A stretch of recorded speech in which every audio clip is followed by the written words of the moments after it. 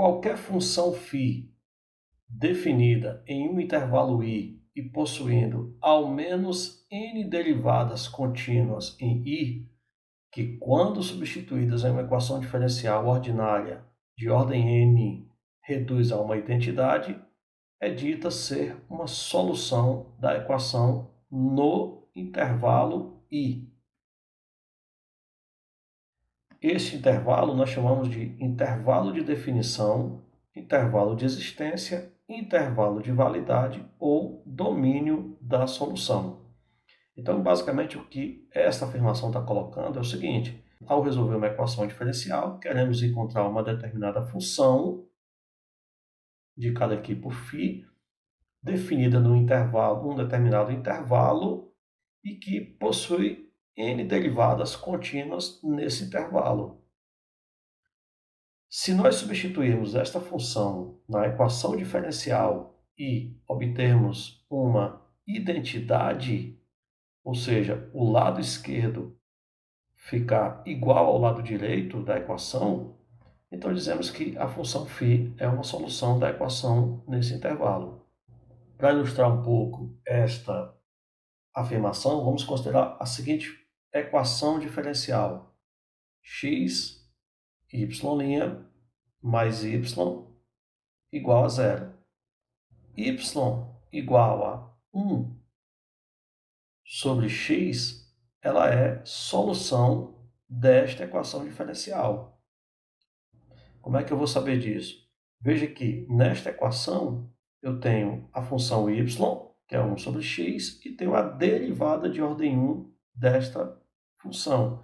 Então, se eu substituir aqui y por 1 sobre x e y' por esta derivada, o resultado do lado esquerdo certamente será igual a zero, já que o lado direito é zero, por isso a ideia de que a equação se reduz a uma identidade. Agora vamos analisar a questão do intervalo de definição. O gráfico desta função y igual a 1 sobre x é este aqui. Veja que ele tem este comportamento para x maior do que zero e este comportamento para x menor do que zero. Eu não posso afirmar que esta função definida no conjunto dos reais é a solução da equação diferencial, pois em x igual a zero, a função está indefinida. O que acontece aqui é que esse gráfico não toca o eixo do y. O domínio desta função são os reais menos o zero. Tá?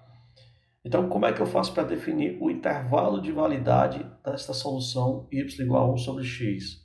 Bom, qualquer intervalo que não contenha o valor zero pode ser considerado um intervalo de validade desta solução. Por exemplo, o intervalo 0 infinito é um intervalo de validade ou domínio desta solução da equação diferencial. Poderia pegar também subintervalos, por exemplo, o intervalo menos 5 menos 3 também seria um intervalo de validade, que estaria aqui do lado esquerdo da origem. No entanto, geralmente a gente considera como intervalo aquele mais extenso possível. Então veja que eu posso estender o intervalo à direita, no entanto, eu tenho que excluir o zero para que ele seja um intervalo de domínio da solução. Certo? Então, esta é a ideia. As soluções elas podem ser explícitas ou implícitas. Quando a variável dependente é expressa somente em termos da variável independente e constantes, nós temos uma solução explícita. Exemplo, y igual a x² sobre 16. Veja que do lado esquerdo eu tenho a função y, que é a variável dependente, e do lado direito o termo x, que é a variável independente, e a constante 1 sobre 16.